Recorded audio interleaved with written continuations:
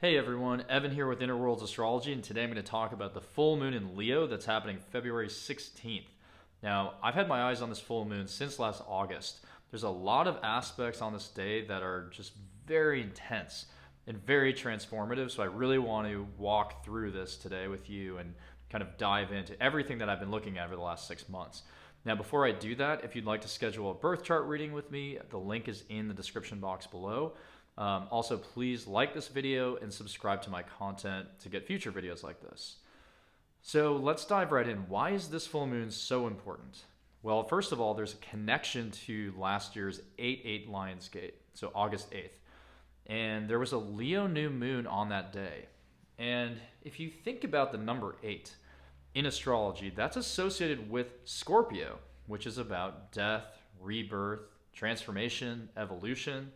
So even though there's a Leo full moon tying back to that Leo new moon, there's definitely Leo themes here, but it's really shaped by Scorpio here. And what does Leo rule? It rules things like royalty, kings, queens. And again, we're talking about rebirth, potential destruction, transformation. So I'm just going to unpack that throughout this video. Now, another thing that's interesting about this date, this full moon, is that it's on February 16th. 8 plus 8 is 16. So already there's a little bit of a synchronicity back to that Lionsgate. Now, the Scorpio themes here put the emphasis on Pluto. And the interesting thing is that the US is going through its Pluto return at this time. So Pluto is returning to where it was in 1776 with the signing of the Declaration of Independence. And that was obviously a time of significant revolution. And Pluto, in part, represents things like transformation. So there's an alignment there.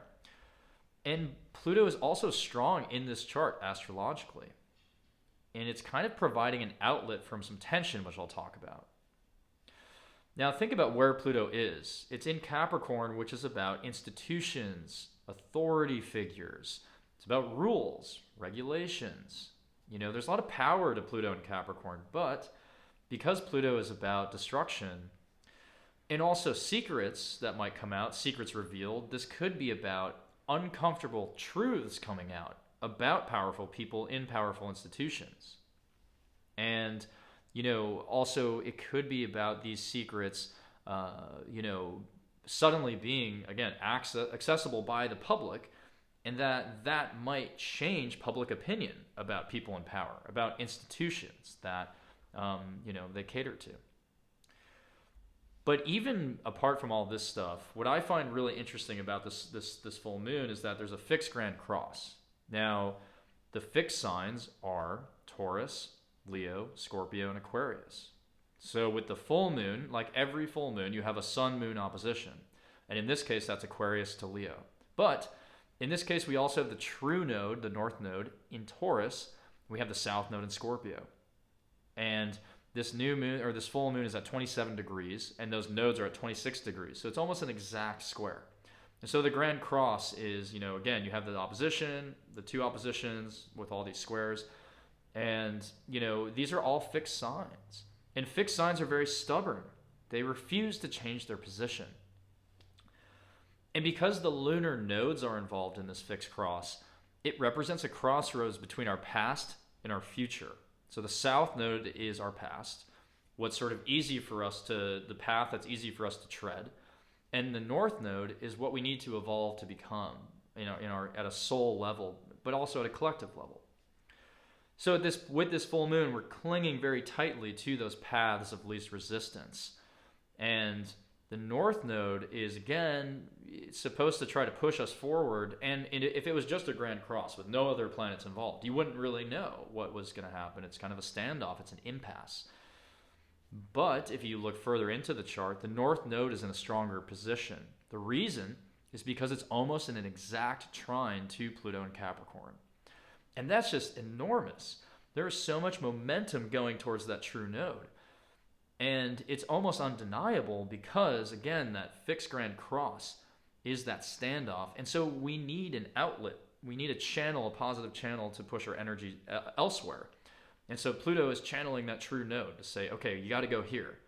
And Pluto is the collective unconscious. It's just something we can all feel bubbling up, and all of a sudden it's a volcanic sort of catharsis. And so right now, in the coming weeks leading up to the full moon, we're thinking about, oh, I'm feeling a little anxious. I'm feeling a little bit fearful. I'm feeling like maybe there is something locked away inside of me. Well, that's all going to come out around this time, and it's going to push you kind of along, kind of like a wave. It's just going to push you down the stream and get you to where you need to go. Although with Pluto, it's about necessary transformation, not necessarily good or bad. So I can't really say is this a positive change, a negative change? It's just what needs to happen. And so it's really part of our evolutionary destiny. And the full moon is at 27 degrees, by the way. So I think the numerology of this time is almost unprecedented in our lifetimes, that is. So the 27th degree is a Gemini degree. And it's emphasizing this idea of two paths, two diverging paths. Pluto is also at 27 degrees. And, in Leo, this could be about two kings, two queens, two leaders. And with Scorpio, it could be about a transition of leadership, certainly. And keep in mind, a few days later, we have 2/22/2022, and I believe it's on a Tuesday, by the way. And Neptune is about to hit 22 Pisces around that time, opposite the natal US Neptune. And if we even kind of think about, there's so many twos here. We're talking about, in my opinion, we're talking about two structures, two leaders, two paths.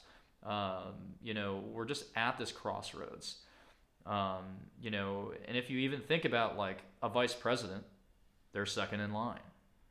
So I'll kind of throw that in as an extra context. And off of that, you can check my YouTube on the Taurus lunar eclipse last year in November. I said that November 19th lunar eclipse was a midpoint between the Lion's Gate and this Leo full moon that we're about to hit. Because it is the midpoint. The Taurus, that is that 90-day kind of period in between. But on November 19th, if you actually look at the news, Kamala Harris technically was president for an hour while Joe Biden was getting a colonoscopy. And so in the weeks before that actually happened, when I said that this was going to be a preview of February kind of time frame and this Leo full moon, that is pretty powerful, right? That's a powerful synchronicity because, again, we're talking about two leaders. We're talking about all this Gemini stuff. The 2/22/2022, we're talking about involving leadership and royalty, which is kind of what Leo is in a lot of ways. And so, another thing is that the South Node is going to be pretty much on Joe Biden's sun, his natal sun.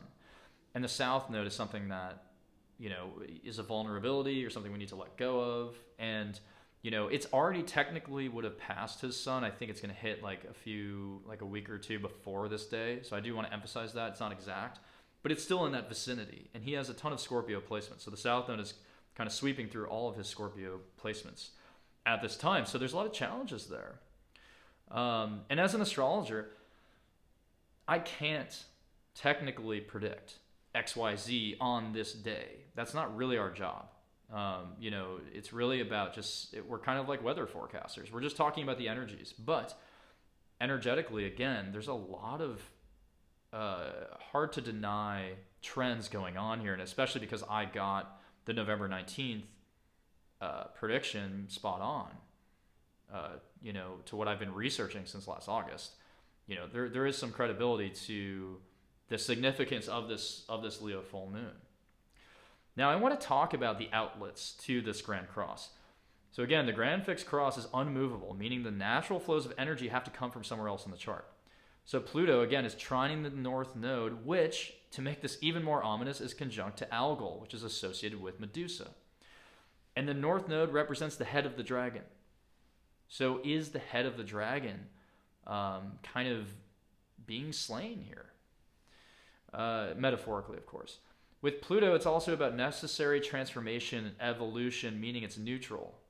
And here that transformation is supporting, theoretically, our true destiny, which is where the true node is going. And this energy is an earth sign, so this is tangible. This is about the body. This is about furniture, companies, money, nature, anything. So when I say earth, I'm talking about the five senses. Okay, so When we're talking about transitions, transformations, they're in these tangible things that we can see and taste and feel and touch.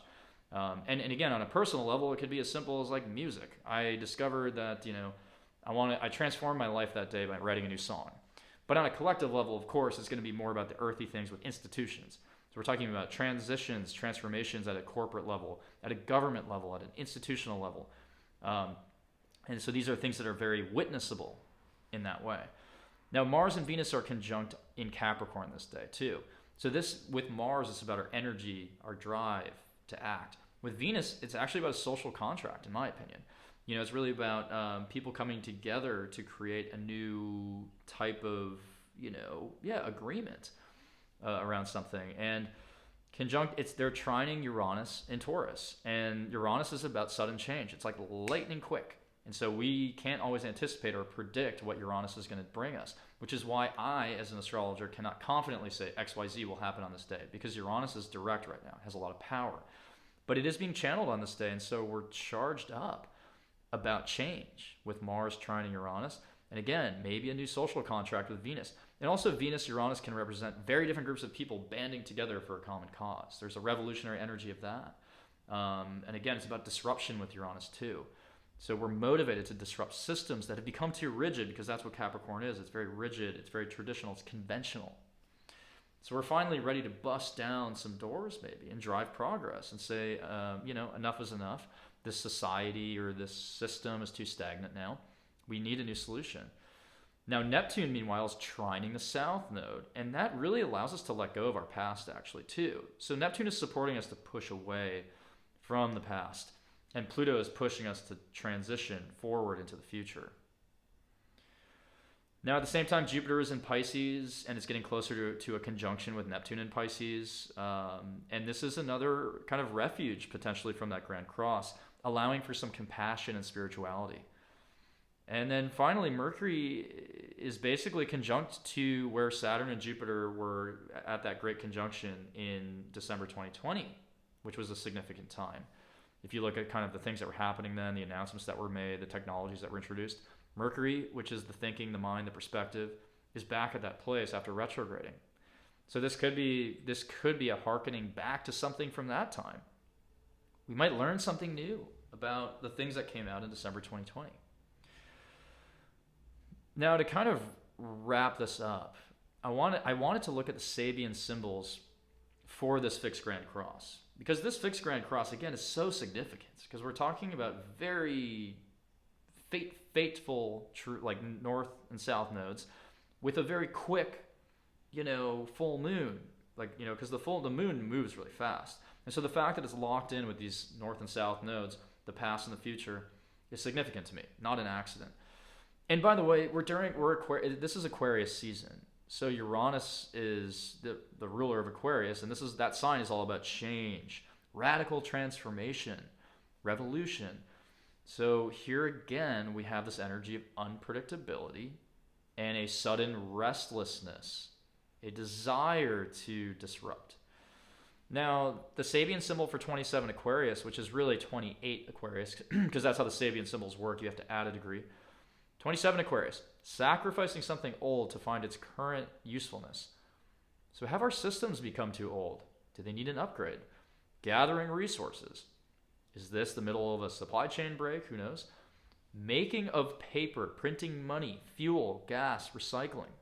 Is this the middle of a winter where we need resources, again, with the supply chain breaking? But is it also about printing too much money? Is it about inflation? Is it about the collapse of the dollar? This could happen too, especially because that Pluto return for the US is in their second house.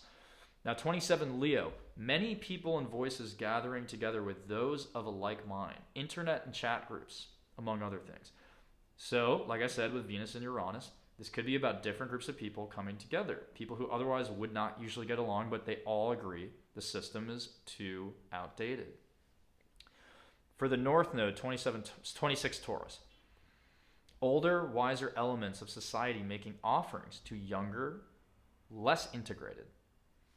So is this a passing of the torch? Leo represents fire, right? That's a fire sign. And it's very, to me, it gives the energy of maybe it is about passing the torch to somebody younger, or people who are younger, who have new ideas. 26 Scorpio, where the south node is. Military band marching noisily. Propaganda, threats to peace. Banging on, the blast of media, drums. So keep in mind that the south node is what we need to let go of. And when I think about military bands, I think about tradition. I think about, some type of Americana theme, something that we would remember nostalgically. It's a very nostalgic Sabian symbol. And so are we in a position to let go of some illusory pieces of the American dream? Are we kind of waking up to the fact that like maybe some of that dream is gone, and that the only way to give ourselves a chance to push forward is to pass responsibilities on to people who have an investment in a future that's sort of a blank slate? People who have to care about what the world looks like 100 years from now, or even just 50 years from now. So again, I've been looking into this full moon since August, and I usually don't pay attention that far ahead to like a lunar moment, because there's new moons and full moons every 2 weeks, so it's not, as astrologers we go through the motions with that a little bit. And everyone started talking about the U.S. Pluto return in 2022. That's all important. But for some reason, February 16th specifically, to me, is the turning point. And this is the point where, again, we're kind of stretched to our limit. We've been holding on to the past for too long at this point. And it just becomes so evident that we've been doing that because of this fixed grand cross. So we're holding on to the path of least resistance. We're aware that there is something we need to go towards, but we haven't addressed it yet. But Pluto is about bringing up and unearthing volcanically the things that we have locked away. And so Pluto at this time can almost bring up things that, we've repressed for maybe decades. And so when we bring these things to the surface and become aware of them, it's so shocking to us that we had these sensations, we had these emotions, we had these desires, that we have no choice. It's sort of like, but to transform and rearrange ourselves, kind of like a Rubik's Cube. So that's really why I think this is powerful, is because Pluto is just giving us an outlet to that true node. It's strengthening that true node at a time when there's an impasse. And the true node is conjunct to Algol, which is pretty ominous as far as astrology goes. And it's very close to a lot of other constellations. And again, like I said, with the Sabian symbols, I think there's a lot of synchronicities there. But again, with those Scorpio degrees, the fact that 16 is 8 plus 8, the Lion's Gate was the exact day of the Leo new moon, 8-8. There's a rebirth going on. And the fact that it locks in with a once in 240 odd year Pluto return in the US, you add this all up and it's very hard to not see the message, which is again about there is a necessary rebirth that has been bubbling for a long time, and now it's finally ready to kind of reveal itself to us. But it's all going to happen in here collectively. That's what Pluto is. It's not like necessarily, and that's the thing I want to emphasize as an astrologer, is maybe nothing happens at this time in a physical sense. Maybe it's just an awakening here. That's again where my job kind of ends. I can only tell you what the energies are going to be like at this time. But certainly there is an energy again of transition and transformation, either here or manifesting in something tangible. So and sorry, one more thing with the Gemini degrees. Again, I want to emphasize that. There's all these 27s. So we're talking about splits in consciousness potentially, splits in perspective within the country or within the globe. We're talking about maybe two different leaders. We're talking about really two of everything. So keep that in mind, that you have to practice discernment at this time to figure out which path do you want to take? Maybe that's another thing you're going to have to grapple with. Is there is a sort of ambiguous choice, because Gemini is comfortable with ambiguity in a way, but it can be indecisive. So this is maybe about overcoming some of those duplicities and figuring out again what is that fundamental truth, however uncomfortable it is, which Pluto represents, and just kind of grabbing that wave and riding that wave. So anyways, thank you so much for watching this. Again, I would love to actually hear some comments too, if you want to add in your own 2 cents about this. No pun intended with 2. But again, if you want to book a birth chart reading, the link is also down below in the description, and hope to see you soon.